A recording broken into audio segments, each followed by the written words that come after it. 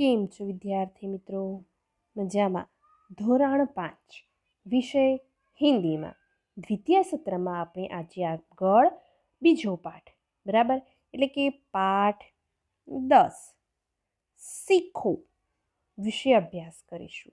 હવે અહીં જે આ છે પાઠ 10 એ પાઠ નહીં પણ વિદ્યાર્થી મિત્રો શું છે? કવિતા છે. કવિતાનું નામ છે શીખો, એટલે કે શીખવા માટેની આપણને અહીં આ કાવ્યમાં વાત કરી છે.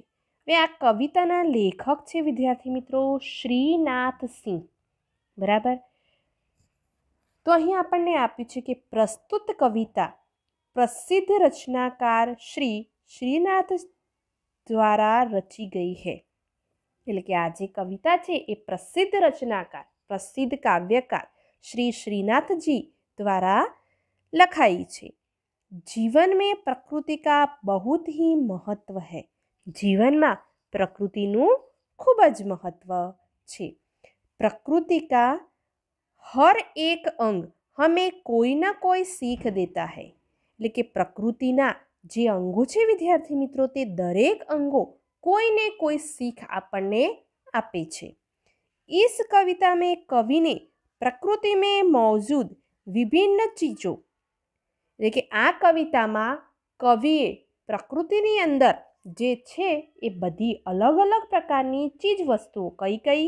ફૂલ, भंवरे, सूरज, पेड़, पृथ्वी इत्यादि से कुछ न कुछ सीख लेने की प्रेरणा दी है. એટલે કે અહીં આપણે આ પૃથ્વી ઉપર ફૂલ, ભંવરે એટલે કે ભમરો,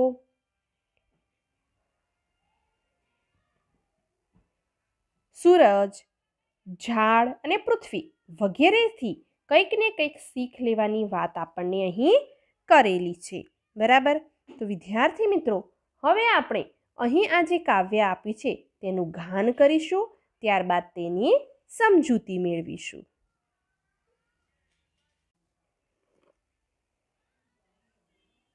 फूलों से नित हंसना सीखो, बारों से नित गाना, तरु की झुकी डालियों से नित सीखो शीश झुकाना. सीख हवा के झोंकों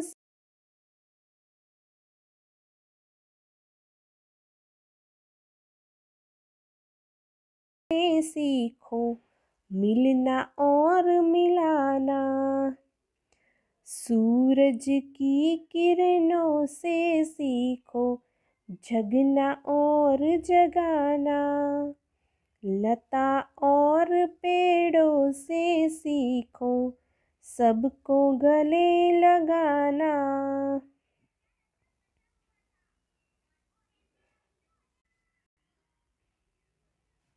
मछली से सीखो स्वदेश के लिए तड़प कर मरना. पतझड़ के पेड़ों से सीखो दुख में धीरज धरना. दीपक से सीखो जितना हो सके अंधेरा हरना. पृथ्वी से सीखो प्राणी की सच्ची सेवा करना. जलधारा से सीखो आगे जीवन पथ में बढ़ना. और धुएं से सीखो हरदम ऊंचे ही पर बढ़ना. વિદ્યાર્થી મિત્રો અહીં આપણે આ જે કવિતા છે શીખો તેનું આપણે ગાન કર્યું. હવે આપણે આ કવિતામાં રહેલા શબ્દના અર્થ અને તેની સમજૂતી મેળવીશું.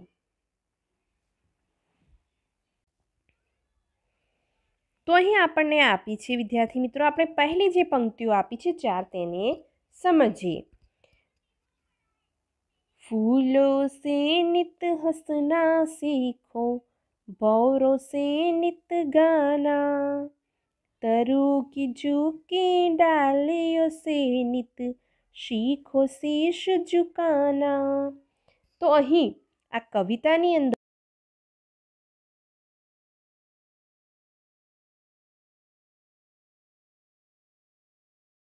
यानी कि हमेशा, सदा, प्रतिदिन।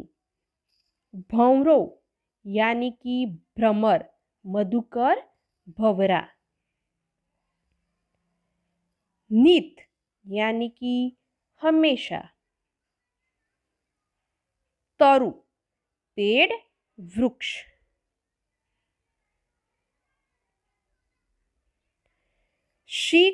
शीश झुकाना, मुहावरो જે આપેલો છે તેનો અર્થ થાય વિનમ્ર હોના। બરાબર।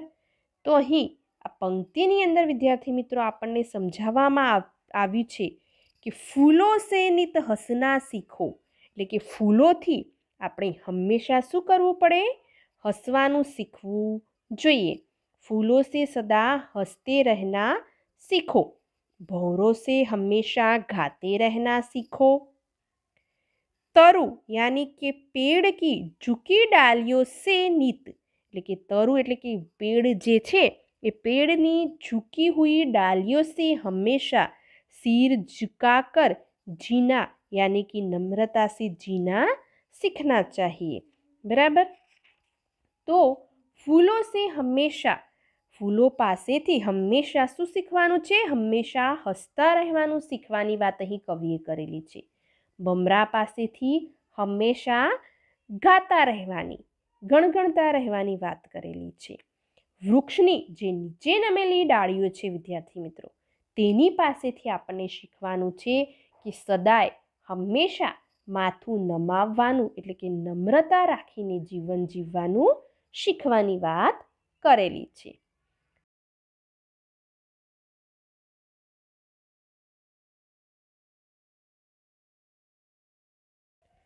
सीख हवा के झोंकों से लो, कोमल भाव बहाना, दूध तथा पानी से सीखो, मिलना और मिलाना।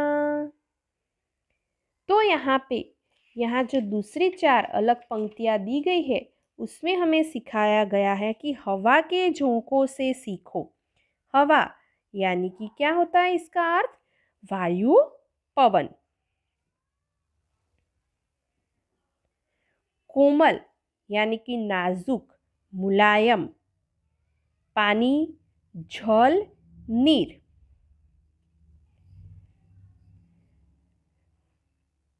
यहाँ पे एक मुहावरा भी है कि कोमल भाव बहाना, यानी कि सुंदर विचार प्रकट करना।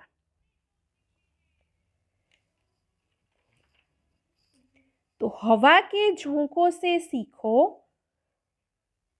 मन में कोमल भाव बहाना, दूध और पानी से एक दूसरे से मिलना और मिला देना सीखो। यानी कि पवननी जे लहरों छे तेनी पासेथी मनमा कोमल भावनाओं वहेवावानी वात करवामां आवी छे। दूध अने पाणी जेम एकबीजामां भળી જાય છે અને તે એકબીજામાં ભળ્યા પછી दूध कયું અને પાણી કયું તે આપણે સ્પષ્ટ રીતે જણાવી શકતા નથી। જેમ એ એક રસ એક સાથે મળીને હળીમળીને રહેતા હોય છે તે જ પ્રમાણે આપણે दूध અને પાણીથી એકબીજા સાથે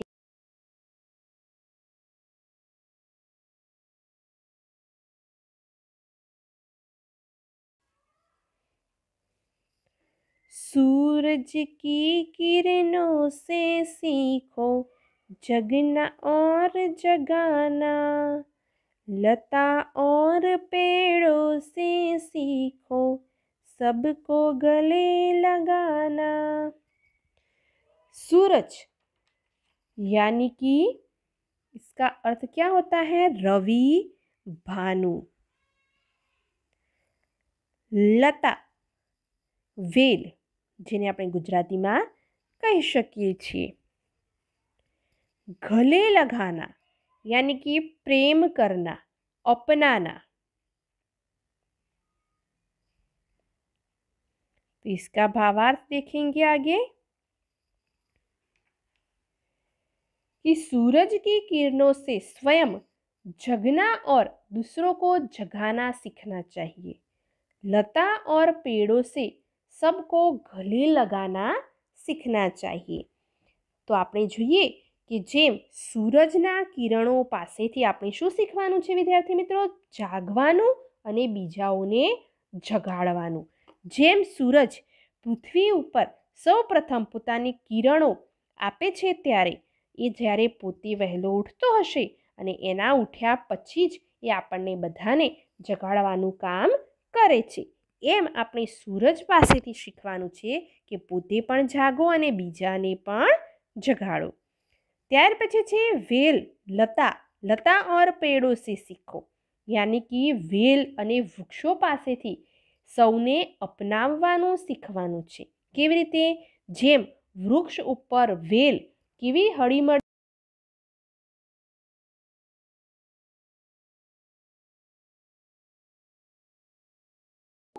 અને વેલા પાસેથી આપણે એકબીજાને એટલે કે સૌને પ્રેમપૂર્વક અપનાવવાના શીખ જે છે શીખ એ મેળવવાની છે।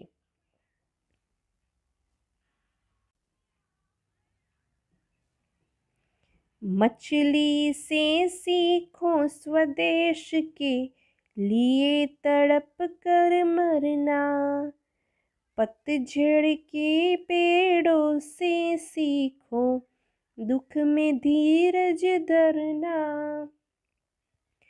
तो यहाँ पे मछली से अपने देश के लिए तड़प तड़प कर मरना सीखना कवि हमें बताते हैं। पतझड़ के पेड़ों से दुख में धीरज धरना ऐसी सीख हमें देते हैं। बराबर। तो यहाँ पे આપણને અહીં કવિ શું સમજાવે છે કે મછલી એટલે કે માછલી પાસેથી પોતાના દેશ માટે તડપી તડપીને મરવાનું શીખવાની વાત આપણને કહેલી છે। કેવી રીતે? તો માછલી પાણી વગર જેમ જમીન ઉપર માછલી પાણીમાંથી જમીન ઉપર બહાર આવે ત્યારે એ કેવું પાણી વગર તડપી તડપીને મરી જાય છે, તેમ એ અહીં આપણે પણ એ જ શીખ મેળવવાની છે કે પોતાના દેશ માટે તડપી તડપીને મરવાનું। પાનખર ઋતુ, બરાબર, એટલે કે પાનખરમાં વૃક્ષો પાસેથી દુઃખમાં ધીરજ રાખવાનું શીખવામાં આવે છે। એટલે કે પાનખર ઋતુમાં જેમ ઝાડ ઉપરથી વૃક્ષ ઉપરથી બધા જ પાંદડાઓ ખરી પણ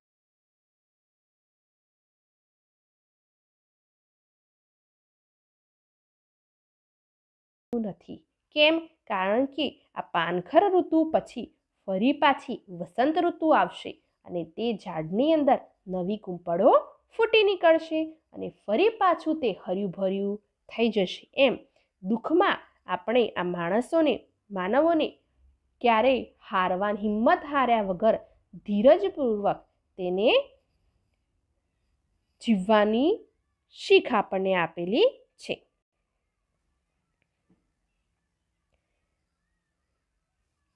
दीपक से सीखो जितना हो सके अंधेरा हरना, पृथ्वी से सीखो प्राणी की सच्ची सेवा करना। दीपक यानी कि इसका अर्थ होता है दीप। पृथ्वी, धरा, अवनी,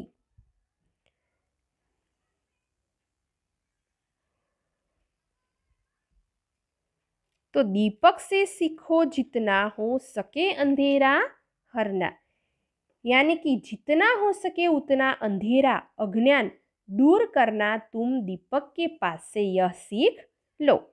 प्राणियों की सच्ची सेवा कैसे की जाती है यह धरती से सीखो। शक्य होय तेटलो अंधकार अज्ञानरूपी जे आपणामां अंधकार छे तेने आ दीपक पासेथी दीवा पासेथी दूर केवी रीते करवो ते शीख आपणे मेळववानी छे। पृथ्वी पासेथी प्राणीओनी साची सेवा करवानी शीख मेळववानुं आपणे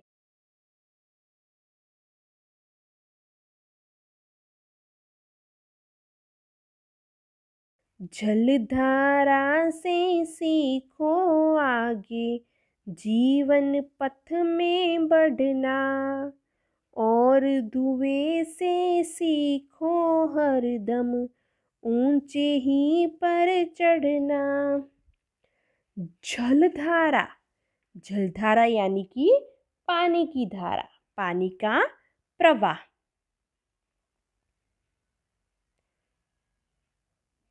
जीवन पथ, पथ यानी कि मार्ग, रास्ता। ऊंचे ही पर चढ़ना, उन्नति करना, प्रगति करना। पानी की बहती हुई धारा से जीवन के मार्ग में हमेशा आगे बढ़ना सीखना चाहिए। धुएं से जीवन में हमेशा उन्नति कैसे करते हैं उसकी सीख हमें लेनी चाहिए। तो कवि અહીં આપણને શું સમજાવે છે વિદ્યાર્થી મિત્રો કે પાણીની વહેતી ધારા પાસેથી જીવનમાં હંમેશા આગળ વધવાનું શીખવું જોઈએ, ક્યારે પાછળ વળીને શીખવું, પાછળ વળીને એટલે કે પાછળ જે આપણા પૂર્વ ભૂતકાળમાં શું બન્યું છે શું નહીં એ ન જોતા ભવિષ્યનો વિચાર કરીને હંમેશા આગળ વધતા રહેવું જોઈએ। ધુમાડા પાસેથી શીખો કે હંમેશા ઊંચે ને ઊંચે કેવી રીતે ચડવું, એટલે કે પ્રગતિ, ઉન્નતિ કેવી રીતે કરવી। બરાબર।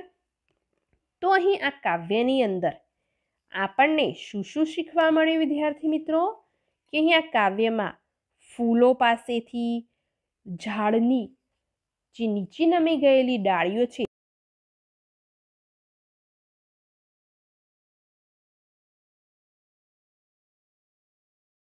વેલા અને વૃક્ષો પાસેથી, માછલી પાસેથી, પાનખરના વૃક્ષો પાસેથી, દીવા દીપક પાસેથી, પૃથ્વી પાસેથી, પાણીની વહેતી ધારા તેમજ ધુમાડા પાસેથી આપણને જીવનમાં શ્રેષ્ઠ જીવન કેવી રીતે જીવવું તે માટેની શું આપણને શીખો મળે છે।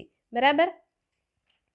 તો હવે આપણે પાઠ્યપુસ્તકમાં રહેલા શબ્દાર્થ સમજીશું।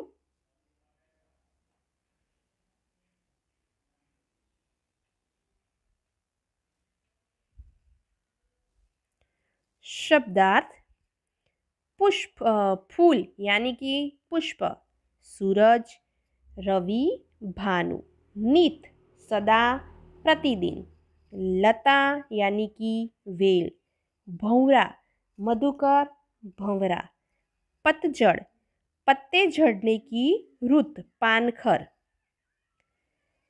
तरु पेड़ वृक्ष, धीरज धैर्य धीरजता, हवा वायु पवन, पृथ्वी यानी कि धरा अवनी, कोमल यानी कि नाजुक मुलायम, जलधारा पानी की धारा या प्रवाह, पानी जल या नीर। आगे हैं मुहावरे। शीश झुकाना यानी कि विनम्र होना, कोमल भाव बहाना, सुंदर विचार प्रकट करना, ऊंचे चढ़ना यानी कि उन्नति करना।